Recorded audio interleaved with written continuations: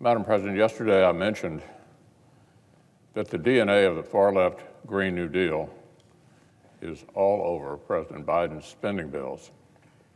That wasn't just my opinion. It was the verdict of our colleague, the junior senator from Massachusetts. Today, the president is scheduled to meet virtually with a group of the world's leaders on climate policy. His agenda reportedly is to encourage them to expand their country's Paris Climate Agreement commitments to meet even more ambitious emissions goals. The problem, of course, as our colleagues no doubt remember, is that the hollow commitments these countries made back in 2015 carry no serious means for enforcement. Under the last administration, even from outside disagreement, the U.S. economy proved more than capable of meaningfully reducing CO2 emissions. But many of the signatories within the supposed deal have largely ignored their stated commitments and continue to emit with reckless abandon. As the Biden administration climate envoy, John Kerry, once lamented, quote, "Most countries are not getting the job done in living up to Paris," end quote. China, for example, has just kept emitting more and done it shamelessly. Their share of greenhouse gas emissions is now nearly double that of the United States. On a recent trip to Shanghai, Kerry tried to echo President Biden's encouragement on emissions reduction. But the kid gloves approach didn't seem too successful. China's Vice Minister for Foreign Affairs said, quote, "I'm afraid that is not very realistic," a direct quote from the Chinese government. Democrats' zeal for imposing costly environmental agendas on our own country is not something our biggest foreign competitors seem to share.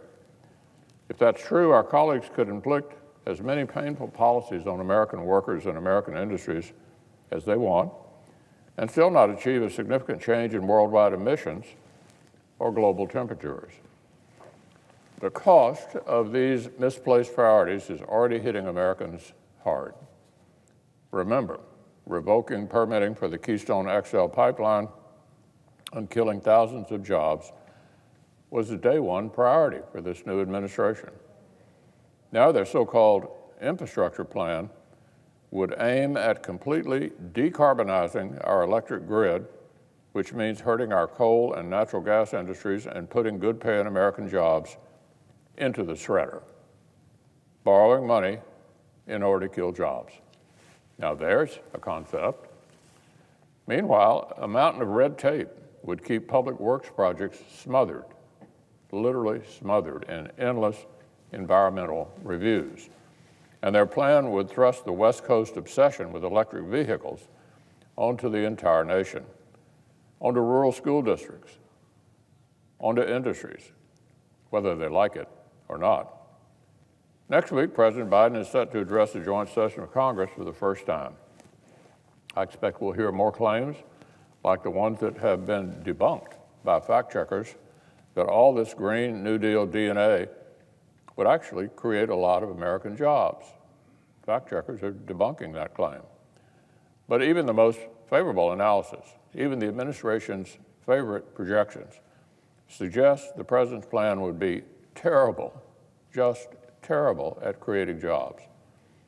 The rosiest numbers you could come up with suggest it might cost American taxpayers more than $800,000 for every job it might create.